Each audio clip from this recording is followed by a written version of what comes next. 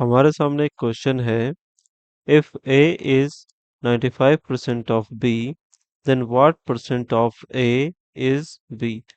यदि a b का 95% है तो a का कितना प्रतिशत b है, ये हमें बताना है।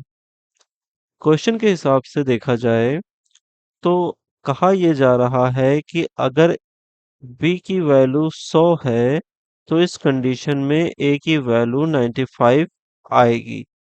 अगर आप इसको 200 मान लेते हैं तब क्या होता है, तब हमारा जो a है वो 95 से बढ़ करके 190 हो जाएगा। क्यों हो जाएगा? क्योंकि हमने दोनों में 2 का गुणा कर दिया। तो परसेंटेज के हिसाब से ही हम कैलकुलेट करेंगे। हम देखेंगे कि b को हम 100 मान रहे हैं और a को हम 95 मान रहे हैं। अब हमें यह बताना है कि अगर a 95% है तो b a का कितने प्रतिशत होगा। तो प्रतिशत निकालने का सबसे आसान तरीका ये होता है कि जिस वैल्यू को हमें प्रतिशत में कन्वर्ट करना होता है तो उसको हम लिखते हैं। हमने b की वैल्यू 100 रख दी। उसके बाद हमें जिसके अगेंस्ट परसेंटेज निकालना होता है वो वैल्यू हम रखते हैं। हम यहाँ 95 के अगेंस्ट निकाल रहे हैं जो कि a की वैल्यू है। और जब हम परसेंटेज निकालते हैं तो इसमें 100 का गुणा कर देते हैं। ऐसा इसलिए करते हैं क्योंकि हमारा जो ये हिस्सा है ये 1% के बारे में हमें बता रहा है और हम उस 1% को 100% में कन्वर्ट करने के लिए 100 से गुणा कर देते हैं। तो देखिए जब हम इसका गुणा करेंगे तो हमारे सामने क्या आएगा। सबसे पहले हम 5 से 95 को डिवाइड करते हैं तो ये हो जाएगा। 5 से जब हम 9 को भाग देंगे, 5 एकम 5 हासिल आया 4। 4 और 5 मिलकर के कितना हो जाएगा? 45 हो जाएगा। 5 नवा 45। तो ये तो आ गया 19। 20 से आप काटें, 20 पंचे 100। ये हो गया आपका 20। अब देखिए यहाँ पर आप लिख सकते हैं इसको 2000 बटा 19।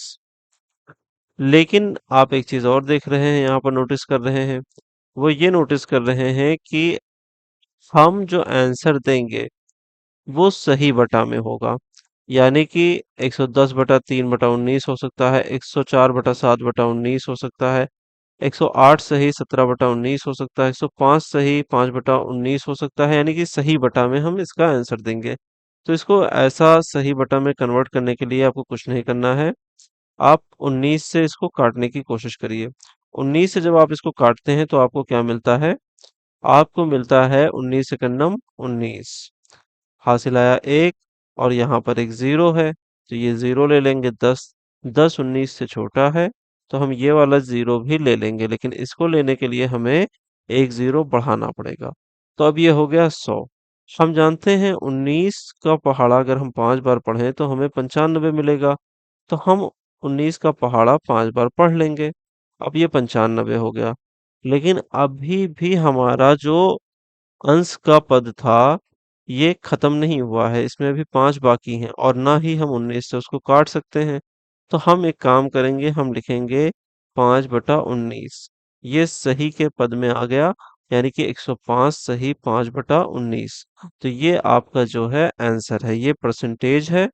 और आप यहाँ पर देखिए ऑप्शन नंबर 4 जो है ये आपका करेक्ट ऑप्शन होगा। क्यों होगा? क्योंकि यही सेम चीज आपको ऑप्शन नंबर 4 में देखने को मिल रही है।